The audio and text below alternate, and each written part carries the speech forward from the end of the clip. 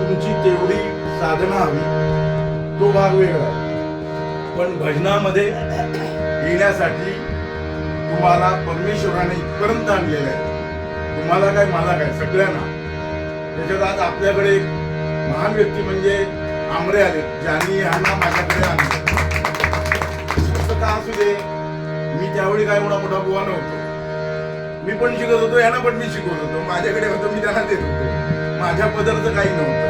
आता आहे आपल्याकडे, आता आपल्याकडे आहे, पण त्यावेळी नव्हतं. पण तरी सुद्धा या मुलांनी शिकून आपली भजनाची क्वालिटी निर्माण केली. आता त्या क्वालिटीमध्ये कसं माहिती आहे, तुमचा प्रयत्न जास्त पाहिजे, प्रयत्न करत राहिला पाहिजे. नोकरी धंदा सगळ्यांचाच आहे, सगळे नोकरी धंदाच करतात. पण आवड असेल तर तुम्हाला सवड काढायला पाहिजे. सवड काढल्याशिवाय हे सगळं होत नाही. दुसरीकडं भजन आहे आपलं. जर आपल्याकडे 20 सभासद आहेत, 10 सभासद आले तरी भजन चालतात. म्हणजे आम्ही असं रागवायचं नाही, हा नाही आला तो नाही आला, नाही. त्यांनी आले काय नाही आले, 10 जण आले तर ठीक आहे, नंतरच्या 10 दुसऱ्या भजनाला येतील अशी माझी अपेक्षा असते. आणि त्यानुसारच आपण चालत असतो. आणि त्याच्यामुळे काय होतं की भजन टिकतं, भजन टिकवलं जातं. म्हणजे सगळी आपली मंडळी आहे ना, ही सगळी टिकून राहते. फाउंडेशन मेंबर बावकर, जे बावकर आपल्याकडे आहे, फाउंडेशन मेंबर एक व्यक्ती असा आहे तो काही बोलणार नाही. भजन म्हटलं की तो येणार, काम असेल तर नाही, त्याला नाही लागत. पण फाउंडेशन मेंबर म्हणजे जो पहिला मेंबर आहे ना, तो पहिला मेंबर आहे. बाकी सगळे नंतर आहे. पण ते पण असे आहेत की भजन राखून ठेवतात. 5 जण असे आहेत की आपलं भजन असं टाईट ठेवतात. म्हणजे तबलजी पासून सगळे जण. त्या दिवशी आपण भजन केलं कुठे, दत्त मंदिरामध्ये. मुलगा आला बघा, असाच नाही आला, त्याची तुम्हाला कल्पना नसेल कसा आला तो, आणि एवढा चांगला वाजू शकला. त्यावेळी ह्याची आठवण आली.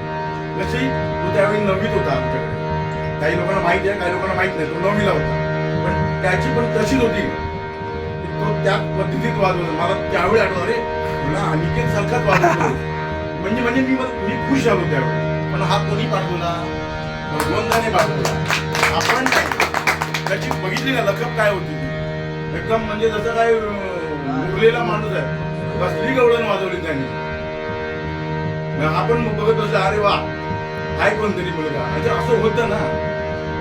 तसं या क्षेत्रामध्ये जो कोण गाई, आता आपल्याकडे नवीन मेंबर कोणाला बघा, गायनात पण आहे. सकवा पण चांगला होतो. सगळे महेश पासून त्याची म्हणजे वाहवा करतात की बाबा नाही, एक चांगला मुलगा आला. म्हणजे ते म्हणतात त्यावेळी त्याला वाजवले, आम्ही आता वाजवून मोकळे झालो. तर तो एवढा चांगला वाजवतो की नाही, स्वराला धरून असतो. त्याच्यामुळे चांगलं वाटतं. म्हणजे एक नवीन मुलगा तुम्हाला आणखीन ऍड झाला. म्हणजे कुठून कसाही असू दे, भजन त्याला आवडतं. बरे 7-8 वर्ष त्याची आई वडील आहे की ते एकटं राहतो, स्वतः जेवण बनवतो, स्वतः करतो. सांगायचं तात्पर्य हे आहे तुम्हाला की सगळं बनवून तो पुन्हा इकडे येतो, सगळं घरातलं काम करतो. असं नाही आहे, नुसतं जेवणच नाही, घरातलं सगळं काम करावं लागतं, तर एकटा राहतो. पण भजनाची आवड आहे, सगळं सोडून तो सगळं करून पटपट येतो. बघा कसं आहे, म्हणजे त्याचं घेण्यासारखं आहे आपल्याकडे. आपण म्हणतो जाऊ दे रे, काय 10 झाली असतील माणसं, जाऊ दे आपण नाही जायचं, असं नाही चालणार. का चालणार नाही? तर तुम्हाला आवड आहे तर तुम्ही पूर्ण करा. आणि तुमच्या मागे परमेश्वर नक्की राहणार. तुमच्या भजनामध्ये नेहमी परमेश्वर असतो, हे विसरायचं नाही कोणी. माझे महाराज असतात, ज्यावेळी मी भजन करतो त्यावेळी माझ्या बरोबर महाराज असतात, हे लक्षात ठेवा. कारण ते आपल्या भजनात येतात, त्यांना यावंसं वाटतं आणि तुमचं भजन चांगलं होतं. आणि काय म्हणतात, ते आल्यानंतर तुमचं भजन कसं उठतं ते बघा.